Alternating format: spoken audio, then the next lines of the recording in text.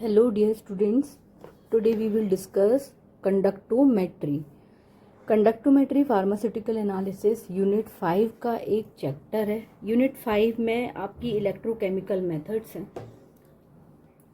Electrochemical methods में 3 methods आती हैं। तो पहली होती है कंडक्टोमेट्री, पोटेंशियोमेट्री और पोलैरोग्राफी। तो सबसे पहले समझ लेते हैं कि इलेक्ट्रोकेमिकल मेथड्स होती क्या हैं। इलेक्ट्रोकेमिकल मेथड्स मतलब जिनमें इलेक्ट्रिकल एनर्जी किस में कन्वर्ट होती है, केमिकल एनर्जी में कन्वर्ट होती है, उसे हम कहते हैं क्या, इलेक्ट्रोकेमिकल मेथड। ठीक है, इसी को हम इलेक्ट्रो एनालिटिकल टेक्निक्स भी कहते हैं। ठीक है, तो conductometry is a part of electrochemical method. Electro मतलब होता है क्या, इलेक्ट्रॉन। ठीक है, इलेक्ट्रॉन्स। अब हर एक इलेक्ट्रॉन के ऊपर चार्जेस प्रेजेंट हैं। चार्जेस मतलब पॉजिटिव भी प्रेजेंट है और नेगेटिव भी प्रेजेंट होता है। ठीक है, कंडक्टोमेट्री यानी क्या होना चाहिए यहाँ पर, मेट्री, यहाँ भी किसी वर्ड में मेट्री आ जाता है, मतलब क्या, मेजरमेंट। मेजरमेंट किसका करेंगे, कंडक्टेंस का। कंडक्टेंस फिजिक्स में हमने पढ़ा है कि इलेक्ट्रिसिटी का कंडक्टेंस होता है, मतलब क्या कंडक्ट हो रही है, कितनी इलेक्ट्रिसिटी कंडक्ट हो रही है, उसे हम वोल्ट में नापते हैं। तो यहाँ पर जितने भी इलेक्ट्रॉन्स जिनके ऊपर चार्जेस प्रेजेंट होंगे, पॉजिटिव और नेगेटिव चार्जेस प्रेजेंट होंगे, वो क्या करेंगे, वो एक इलेक्ट्रिक करंट जनरेट करेंगे और ये क्या होंगे, कंडक्ट होंगे, मतलब मूव करेंगे, है ना। तो पॉजिटिव और नेगेटिव दोनों ही अपोजिट इलेक्ट्रोड पर मूव होंगे। इनका जो मूवमेंट होगा, इनकी जो मोबिलिटी होगी, उसका क्या कर रहे हैं हम, मेजरमेंट। ठीक है, तो जितना भी इसका मेजरमेंट होगा ये किस में देखा जाएगा, कंडक्टोमेट्री में देखा जाएगा। ठीक है, तो conductometry is an electro analytical technique based on the measurement of electric current.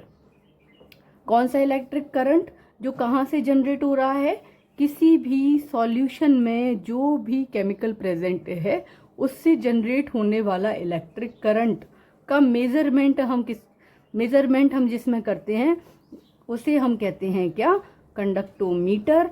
और इस स्टडी को, इस टेक्निक को हम कहते हैं कंडक्टोमेट्री। अब मान लो कि हमारे पास एक इलेक्ट्रोलाइटिक सॉल्यूशन है। एक हमारे पास बीकर है, बीकर में हमने एक ऐसा सॉल्यूशन फिल किया है जिसमें क्या प्रेजेंट है, इलेक्ट्रोलाइट।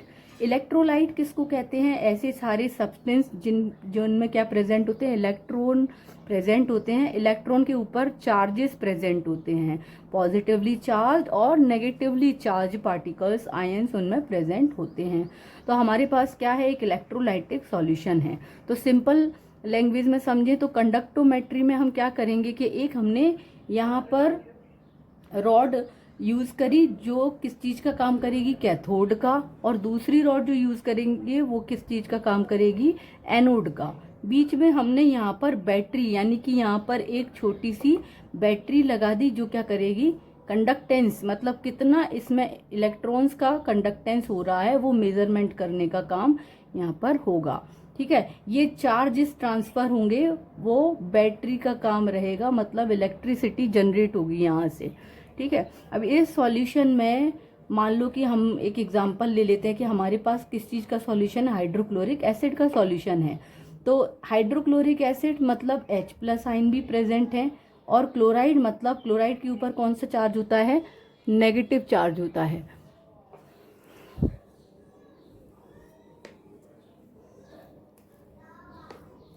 ठीक है, तो नेगेटिवली चार्ज आयंस भी इसमें प्रेजेंट हैं। तो क्या होता है कि कैथोड हमने ऑलरेडी पढ़ रखा है कि जो कैथोड होता है, कैथोड कौन से चार्जेस होते हैं, कैथोड के पास में नेगेटिव चार्ज होते हैं, उन्हें क्या कहते हैं, कैथोड।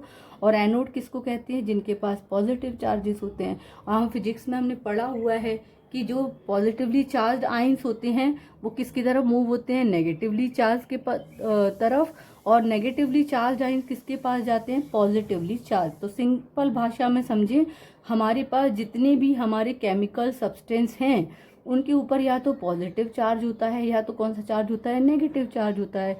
अभी तक हम लोग लैब में क्या पढ़ते आए हैं, टाइट्रीमेट्रिक मेथड पढ़ते आए हैं। तो टाइट्रीमेट्रिक मेथड में भी हम जितने आयन होते हैं वो क्या करते हैं, रिएक्शन करते हैं दूसरे आयन्स की तरफ, मतलब पॉजिटिव आयन नेगेटिव के साथ मिलकर कंपाउंड फॉर्म करता है और उसी से हम एंड पॉइंट डिटेक्ट करके इसको डिटरमाइन कर सकते हैं। लेकिन कंडक्टोमेट्री क्या है, इलेक्ट्रोकेमिकल मेथड है। इसमें हमें क्या करनी पड़ेगी, केमिकल रिएक्शन तो इसमें होगी, लेकिन हमें इसमें एक इलेक्ट्रिसिटी भी अप्लाई करनी पड़ेगी।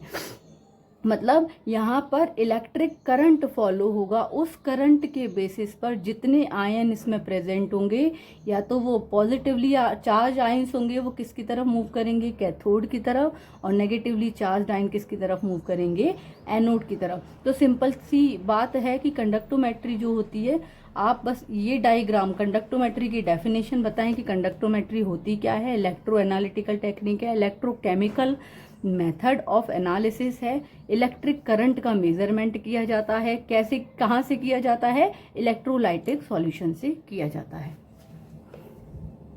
उसके बाद आप ये डायग्राम बनाएं। डायग्राम बनाने के बाद दो ही चीजें लिखनी है आपको, एक कैथोड और दूसरा कौन सा, एनोड।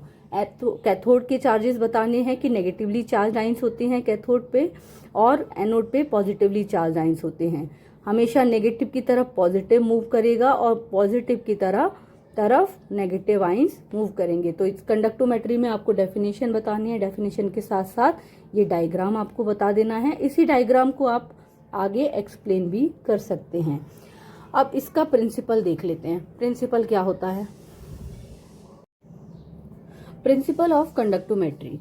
तो प्रिंसिपल कंडक्टोमेट्री का किस पे बेस्ड होता है। अभी तक हमने इतनी सारी वॉल्यूमेट्रिक मेथड्स पढ़ी, तो वॉल्यूमेट्रिक मेथड में हमने पढ़ा कि प्रिंसिपल में क्या पढ़ा कि कौन सा टाइट्रेशन उसमें फॉलो हो रहा है, ठीक है। तो यहाँ पर भी हम वही देखेंगे। प्रिंसिपल में हम क्या देखेंगे कि कंडक्टोमेट्री में कौन सा प्रिंसिपल फॉलो हो रहा है, कौन सा टाइट्रेशन हो रहा है, ठीक है। तो जैसा अपन ने अभी देखा कि इलेक्ट्रोकेमिकल मेथड होती है कंडक्टोमेट्री, ठीक है।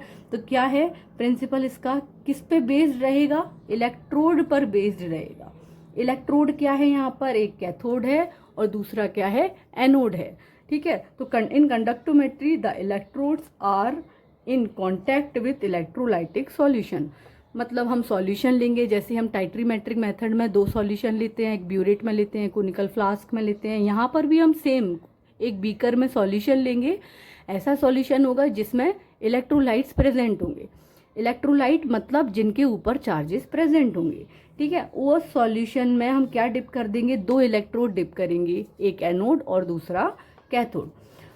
और उसके बाद हम क्या करेंगे, हमने अभी क्या पढ़ा कि बैटरी से हम इसमें इलेक्ट्रिक करंट पास करेंगे। जब इलेक्ट्रिक करंट पास होगा तो एक पोटेंशियल अप्लाई होगा। पोटेंशियल मतलब काम, कितने चार्जेस के कितने कंपाउंड, उस कंपाउंड में कितने चार्जेस प्रेजेंट हैं, वो क्या करने लगेंगे, यहाँ पर मूवमेंट करने लगेंगे, ठीक है। मूवमेंट मतलब जितने भी इस सॉल्यूशन में प्लस चार्जेस वाले आयंस रहेंगे वो नेगेटिव की तरफ मतलब कैथोड की तरफ, और नेगेटिवली चार्ज आयंस पॉजिटिव यानी कि एनोड की तरफ मूवमेंट करना स्टार्ट कर देंगे, ठीक है। और ये सब कैसे हो रहा है, by applying electrical field between 2 electrode. ये जो हमने बैटरी लगाई है, ये मैंने अभी बताया था कि ये जो बैटरी रहेगी ये किस चीज का काम करेगी, इलेक्ट्रिक करंट इसमें फ्लो होगा उसका काम करेगी। तो यहाँ पर इलेक्ट्रिक करंट की हेल्प से किस चीज का मूवमेंट हो रहा है, आयंस का मूवमेंट हो रहा है, जो किस में प्रेजेंट है, इलेक्ट्रोलाइटिक सॉल्यूशन में प्रेजेंट हैं।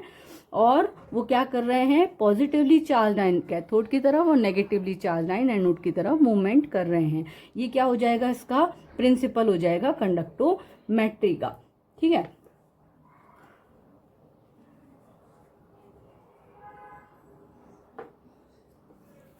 हमने लॉ ऑफ अट्रैक्शन पढ़ा। इसके अलावा इंस्ट्रूमेंटेशन में वर्किंग तो हमने देख ली कि कैसे वर्क करता है कंडक्टिविटी मीटर। अब इसके बारे में हमें लिखना क्या क्या है। तो जब भी इंस्ट्रूमेंटेशन आता है या कंडक्टिविटी मीटर आता है कि how to measure the measure या how to determine any substance by using conductometer, तो उसमें हमको इंस्ट्रूमेंटेशन जरूर लिखना है। अब इंस्ट्रूमेंटेशन में हमें क्या क्या लिखना है, तो कंडक्टोमेट्री होती क्या है, सबसे पहले तो हमको वो एक्सप्लेन करना है। इसके बाद इलेक्ट्रोकेमिकल मेथड क्या होती है वो थोड़ा सा बता सकते हैं। इंस्ट्रूमेंटेशन के लिए अभी हमने थोड़ी देर पहले देखा था कि जो डायग्राम मैंने बताया कि एक बीकर में हमने कैथोड और एनोड का कंडक्टिविटी सेल ऐड किया, करंट सोर्स ऐड किया और इलेक्ट्रोड्स ने कैसे उसको मेजरमेंट किया, वो सारा आपको डायग्राम बनाना है। डायग्राम बनाने के बाद आप थोड़ा थोड़ा इन सारी चीज़ों को एक्सप्लेन भी कर सकते हैं। तो सबसे पहले बात आ जाती है कि कंडक्टिविटी मीटर में क्या क्या होता है। तो कंडक्टिविटी मीटर यानी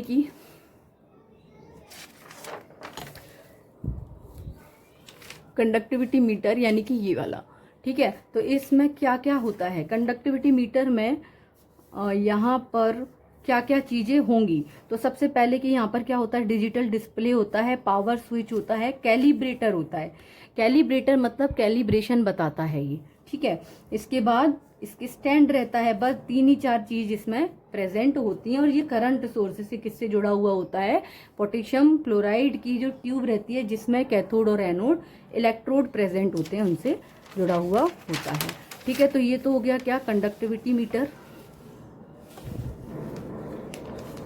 इसके बाद आ जाता है क्या, कंडक्टिविटी सेल। तो अभी जैसे कि हमने पढ़ा कि कंडक्टिविटी सेल क्या होता है, तो सेल जो होता है वो किसका बना हुआ होता है, पायरेक्स का या फिर क्वार्ट्ज का बना हुआ होता है। ये इसमें क्या क्या प्रेजेंट होते हैं, तो इसमें 2 इलेक्ट्रोड प्रेजेंट होते हैं, कैथोड भी प्रेजेंट होता है और एनोड भी प्रेजेंट होता है, ठीक है। तो कंडक्टिविटी सेल का एक चीज याद रखना है, आप भले ही शॉर्ट में लिखें लेकिन लिखें जरूर इनके बारे में। तो कंडक्टिविटी सेल, सबसे पहले कंडक्टिविटी सेल बना काय का होता है, पायरेक्स का बना होता है या फिर क्वार्ट्ज का बना होता है, ठीक है। ये एक टेस्ट ट्यूब जैसा स्ट्रक्चर होता है, मतलब कि ऐसा एक छोटा सा पतला सा टेस्ट ट्यूब रहता है जो कि ऊपर से बंद रहता है। क्लास में मैं खुद ही लेकर आई थी कि कंडक्टिविटी सेल कैसा दिखता है। इसके अंदर 2 ऐसे छोटे छोटे पतले से वायर डिप्ड रहते हैं और इसके अंदर ना वाटर जैसा सॉल्यूशन फिल्ड रहता है, ठीक है। तो ये जो वायर रहते हैं इन्हें क्या कहते हैं, एक कैथोड होता है और दूसरा क्या होता है, एनोड होता है, ठीक है। और ये KCl का सॉल्यूशन यानी पोटेशियम क्लोराइड का सॉल्यूशन जो है इनको प्रोटेक्ट करके रखता है, इसके पोटेंसी को बनाए रखता है। इस वजह से इसको पोटेशियम क्लोराइड के सॉल्यूशन में डिप करके रखा जाता है। इसके बाद आ जाता है करंट सोर्स। करंट सोर्स मतलब इलेक्ट्रिसिटी कैसे उसमें पहुंच रही है, यानी इलेक्ट्रिसिटी कैसे इससे ये क्या रहता है, वायर से कनेक्टेड रहता है और वो वायर किस में जुड़ा होता है, कंडक्टोमीटर में जुड़ा होता है, ठीक है। तो कैसे इलेक्ट्रिसिटी इसमें पहुंच रही है, कैसे होता है, तो उसको कहते हैं क्या, करंट सोर्स। मतलब किस सोर्स के थ्रू करंट जनरेट हो रहा है, ठीक है। तो यहाँ क्या आ जाएगा, alternative current source is use. Alternative मतलब हम इसमें करंट सोर्स यूज कर सकते हैं। दूसरा क्या, हाई फ्रीक्वेंसी का अल्टरनेट करंट जनरेट होता है और वही इसमें काम करता है, ठीक है। तीसरा पॉइंट हम याद रखेंगे वो क्या है, electrical potential is applied, ion will be transformed and ultimately conductance takes place. जितने ज़्यादा उसमें आयंस फॉर्म होंगे उतना ही ज़्यादा इलेक्ट्रिक कंडक्टेंस जनरेट होगा और वो इलेक्ट्रॉन्स कहाँ ट्रांसफर होंगे, कैथोड पर और एनोड पर। तो जैसे ही इलेक्ट्रिसिटी उसमें अप्लाई होती है, जैसे मैंने क्लास में आपको एग्जांपल बताया था कि हम जब पानी गर्म करते हैं तो रॉड जब हम उसमें लगाते हैं तो हमने देखा है कि उसमें छोटे छोटे ड्रॉप्स, वाटर के ड्रॉप्स जो हैं वो नीचे बैठ जाते हैं। तो वो क्या करते हैं, आयोनाइजेशन का काम करते हैं। आयोनाइजेशन मतलब क्या, आयंस को इधर से उधर ट्रांसफॉर्म करना। पहले तो आयोनाइजेशन मतलब क्या, एक कंपाउंड है, जैसे बात करते हैं हाइड्रोक्लोरिक एसिड की, चलो ठीक है बात कर लेते हैं वाटर की। वाटर मतलब क्या, H2O। H2O मतलब इसमें हाइड्रोजन पे कितने चार्जेस प्रेजेंट है, एक प्लस चार्ज प्रेजेंट है और ऑक्सीजन पे क्या चार्ज प्रेजेंट है, नेगेटिव चार्ज प्रेजेंट है। हाइड्रोजन के कितने, 2 मॉलिक्यूल और ऑक्सीजन का 1 मॉलिक्यूल, ये वाटर में प्रेजेंट। आयोनाइजेशन मतलब क्या, प्लस चार्जेस को अलग और नेगेटिव चार्जेस को अलग अलग सेपरेशन हो जाता है, उसे कहते हैं आयोनाइजेशन, ठीक है। तो यहाँ पर आयोनाइजेशन होगा सबसे पहले। आयोनाइजेशन होने के बाद जितने भी नेगेटिव चार्ज आयंस जनरेट हुए हैं वो एनोड पे जाएंगे और पॉजिटिवली चार्ज आयंस कहाँ ट्रांसफर होंगे, कैथोड पर ट्रांसफर होंगे। तो ये किसके थ्रू होगा, ये करंट के थ्रू होगा, क्योंकि इलेक्ट्रिक करंट उस पर अप्लाई होगा, ठीक है, इसके बाद बात करते हैं इलेक्ट्रोड्स की। अब इलेक्ट्रोड क्या होते हैं और काय के बने हुए होते हैं वो हम इसमें लिखेंगे। ठीक है, तो इलेक्ट्रोड सबसे पहले बने किसके होते हैं, प्लेटिनम के बने हुए होते हैं। ठीक है, एरिया जो होता है इलेक्ट्रोड का, सरफेस एरिया जो होता है वो होता है कितना, 1 सेंटीमीटर स्क्वायर का होता है। डिस्टेंस मतलब ये दोनों इलेक्ट्रोड के बीच में जो डिस्टेंस रहेगा वो कितना होना चाहिए, तो डिस्टेंस बिटवीन टू इलेक्ट्रोड्स भी कितना होता है, 1 सेंटीमीटर होना चाहिए, तभी वो इलेक्ट्रिक का कंडक्टेंस पूरा अच्छे तरीके से काम करता है। इसके बाद इलेक्ट्रोड्स कोटेड होते हैं किससे, प्लेटिनम ब्लैक से। ऐसा है कि ये जो इलेक्ट्रोड रहेंगे इसके ऊपर एक लेयर होगी, लेयर किस चीज की होगी, उसको प्लेटिनम की लेयर होगी, जिसे हम क्या कहते हैं, प्लेटिनम ब्लैक कहते हैं। तो प्लेटिनम ब्लैक जो लेयर रहती है वो क्या करती है, उसको प्रोटेक्ट करने का काम करती है, पोलराइजेशन नहीं होता, और वो जो इलेक्ट्रोड्स हैं वो कैसे रहते हैं, वो सेफ रहते हैं, वो खराब नहीं होते, लेयर होने की वजह से वो रिएक्ट नहीं करते एक दूसरे के साथ। ठीक है, तो इस वजह से इसके ऊपर प्लेटिनम ब्लैक की लेयर होती है। ठीक है, टू अवॉइड, ये लिखा भी है मैंने, टू अवॉइड पोलराइजेशन, जिससे क्या होता है कि वो पोलराइजेशन नहीं होता और उनके सरफेस एरिया क्या होता है, ज्यादा होता है। तो इतना ही इसमें इंस्ट्रूमेंटेशन में इतना ही लिखना है, ये सारी चीजें भी हमने एक्सप्लेन कर दी, तो हमको इसमें आराम से पूरे मार्क्स मिलेंगे। ज्यादा मार्क्स का वैसे क्वेश्चन आता नहीं है, बट अगर आ गया तो आप इजीली इसको लिख सकते हो, पॉइंट टू पॉइंट अगर आप एक्सप्लेन करते हो तो आपका इजीली हो जाएगा ये। अब अभी तक हम क्या पढ़ रहे थे, वॉल्यूमेट्रिक एनालिसिस पढ़ रहे थे, जिसमें हम एंड पॉइंट क्या होता है, एंड पॉइंट मतलब ऐसा पॉइंट जहां पर आकर रिएक्शन जो है वो क्या हो गई है, कंप्लीट हो गई है। अब ये तो क्योंकि इलेक्ट्रोकेमिकल मेथड है तो इसमें एंड पॉइंट कैसे डिटरमाइन करेंगे, तो इसमें एंड पॉइंट जो है वो डिटरमाइन कैसे होता है, ये जो कंडक्टेंस है इसकी मेजरमेंट से हमको पता चलता है कि जो रिएक्शन है वो अब कंप्लीट हो चुकी है। ठीक है, तो conductometric titration is a method which determine the point where reaction is completed with the help of कंडक्टोमीटर।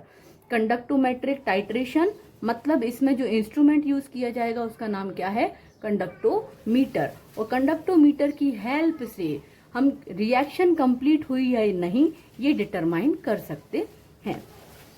That measures the changes in conductance of the solution produced by the ions in the solution. कितना conductance generate हो रहा है उसका जो difference आएगा उससे हम ये पता लगा पाएंगे कि रिएक्शन जो है वो अब कंप्लीट हो चुकी है। तो इसमें कुछ एग्जाम्पल हैं जो रिएक्शन हम कंडक्टोमेट्रिक टाइट्रेशन में देख सकते हैं। तो जैसे ये 15 नंबर का क्वेश्चन आता है जीपीवी में, तो अगर 15 नंबर का आता है या कभी 7 नंबर का आता है तो आपको एग्जाम्पल जरूर लिखने हैं। तो यहाँ पर एग्जाम्पल में सबसे पहला न्यूट्रलाइजेशन टाइट्रेशन होता है। न्यूट्रलाइजेशन मतलब कौन सी रिएक्शन हो गई, एसिड बेस रिएक्शन हो गई। ठीक है, तो सबसे पहले एग्जाम्पल में किसका दिया है, कौन सा टाइट्रेशन होता है, कंडक्टोमेट्री में हम कौन कौन से टाइट्रेशन कर सकते हैं, तो पहला टाइट्रेशन है कौन सा, एसिड बेस टाइट्रेशन। जिस रिएक्शन को, एसिड बेस रिएक्शन को ही हम कौन सी रिएक्शन कहते हैं, न्यूट्रलाइजेशन रिएक्शन भी कहते हैं। तो सबसे पहला एग्जाम्पल है a strong acid and strong base.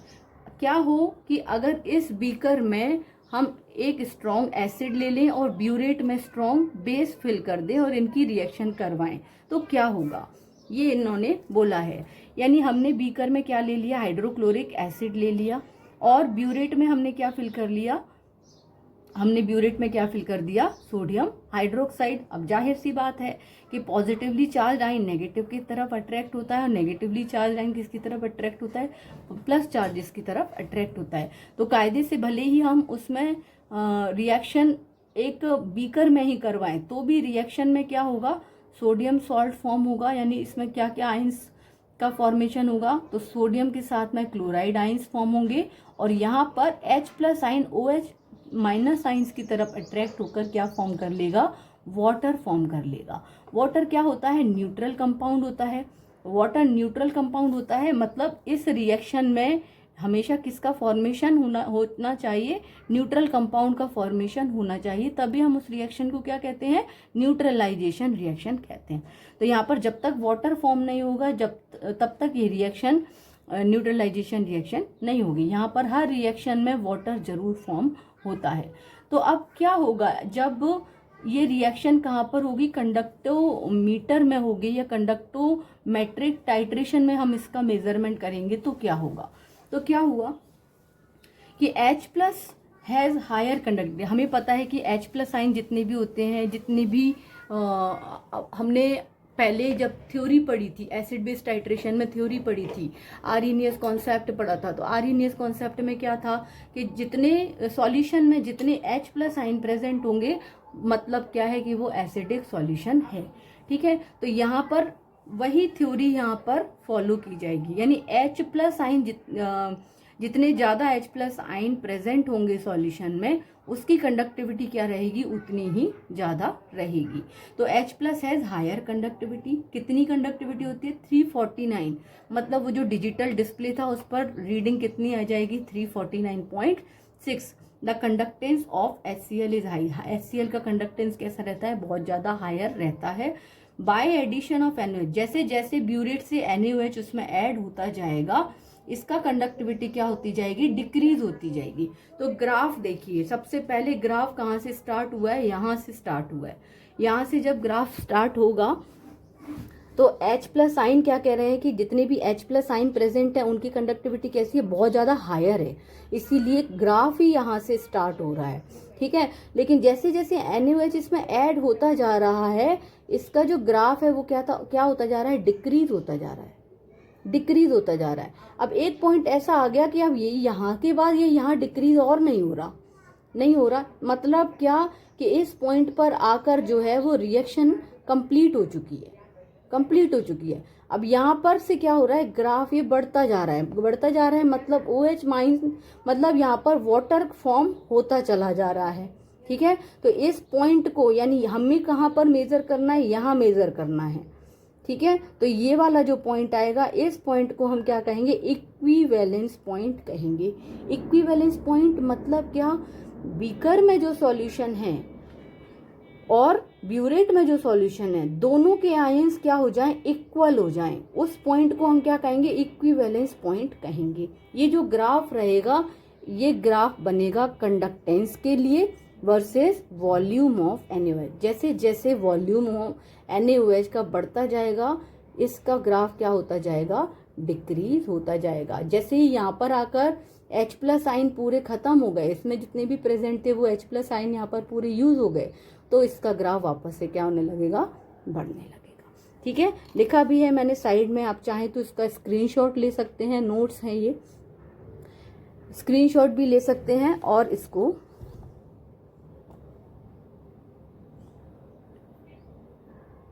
Save भी कर सकते हैं।